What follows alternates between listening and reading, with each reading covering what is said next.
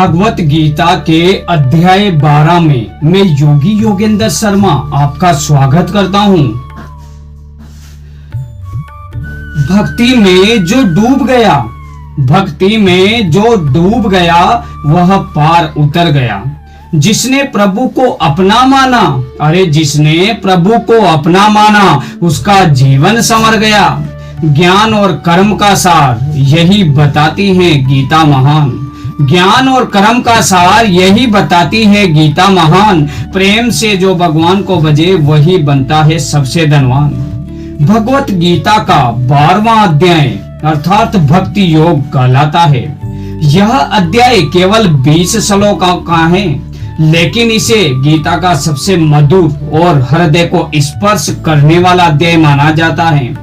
इस अध्याय में अर्जुन भगवान श्री कृष्ण से पूछते हैं कि हे प्रभु, जो आपके साकार रूप की पूजा करते हैं और जो निराकार ब्रह्म की उपासना करते हैं, उनमें श्रेष्ठ कौन है? भगवान श्री कृष्ण इस प्रश्न का उत्तर देते हुए भक्ति का वास्तविक स्वरूप समझाते हैं। अर्जुन पूछते हैं, हे श्री कृष्ण, कुछ लोग आपके साकार स्वरूप की भक्ति करते हैं और कुछ निराकार परमात्मा की उपासना करते हैं। इनमें से श्रेष्ठ कौन है? यह प्रश्न आज भी बहुत लोगों के मन में आता है। भगवान कृष्ण कहते हैं, जो भक्त पूर्ण श्रद्धा और प्रेम से मेरे साकार स्वरूप की भक्ति करता है वह मुझे अत्यंत प्रिय है। निराकार ब्रह्म की उपासना भी श्रेष्ठ है, लेकिन वह मार्ग कठिन है, क्योंकि मनुष्य का मन किसी रूप पर जल्दी केंद्रित होता है। इसलिए भगवान कहते हैं, भक्ति का मार्ग सरल, सहज और सभी लोगों के लिए उपयुक्त है।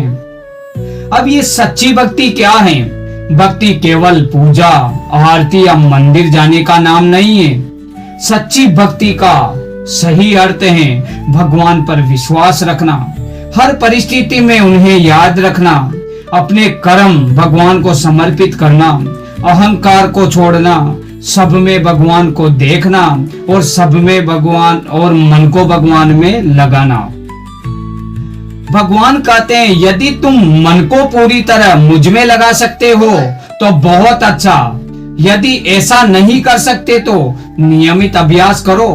यदि अभ्यास भी कठिन लगे तो मेरे लिए कर्म करो। यदि यह भी कठिन लगे तो कर्मों का फल त्याग कर दो, और यही शांति का मार्ग है। मनुष्य की अधिकांश परेशानियों का कारण क्या है? परिणाम की चिंता करना, भविष्य का डर सताना, सफलता असफलता के लिए टेंशन और तनाव करना। भगवान कहते हैं, काम तो करो लेकिन फल की चिंता मत करो। जब व्यक्ति फल की चिंता को छोड़ देता है तब उसका मन शांत हो जाता है। भगवान को प्रिय भक्त के गुण क्या होते हैं?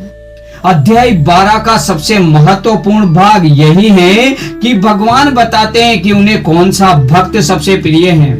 किसी से द्वेष नहीं करने वाला, जो किसी से नफरत नहीं करता, सबके प्रति प्रेम रखता हो, और दयालु होना, जो दूसरों के दुख को समझता हो।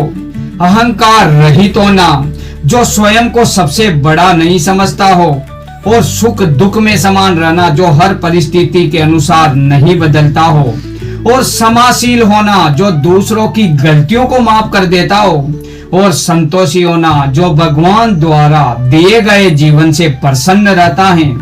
और संयमित होना, जिसका मन की इंद्रियों में नियंत्रण में हो। और दृढ़ विश्वास रखना, जिसकी श्रद्धा भगवान में अटल हो।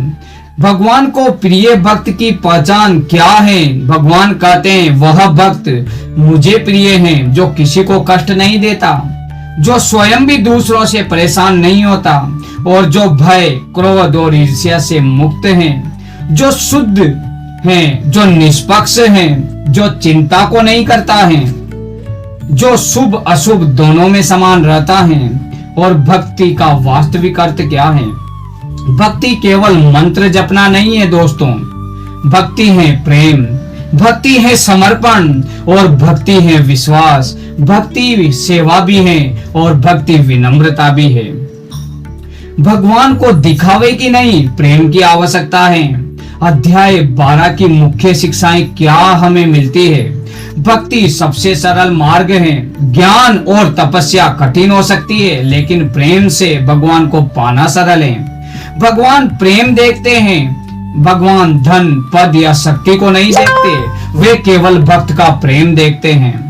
फल की चिंता को छोड़ दो, कर्म करो और परिणाम भगवान पर छोड़ दो। सब में भगवान को देखो, हर जीव में परमात्मा का अंश है। अहंकार को त्याग दो। अहंकार भक्ति का सबसे बड़ा शत्रु है।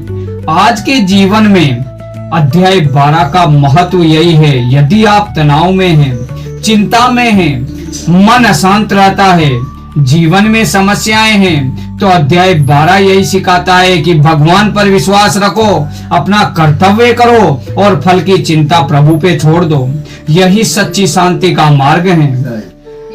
भक्ति योग हमें सिखाता है कि भगवान को पाने के लिए कठिन तपस्या आवश्यक नहीं है। यदि मन से सच्चा प्रेम, श्रद्धा और समर्पण है, तो भगवान स्वयं भक्त के जीवन में प्रकाश भर देते हैं। जो प्रेम से भगवान को याद करता है, भगवान भी उसे कभी नहीं भूलते। जय श्री राम।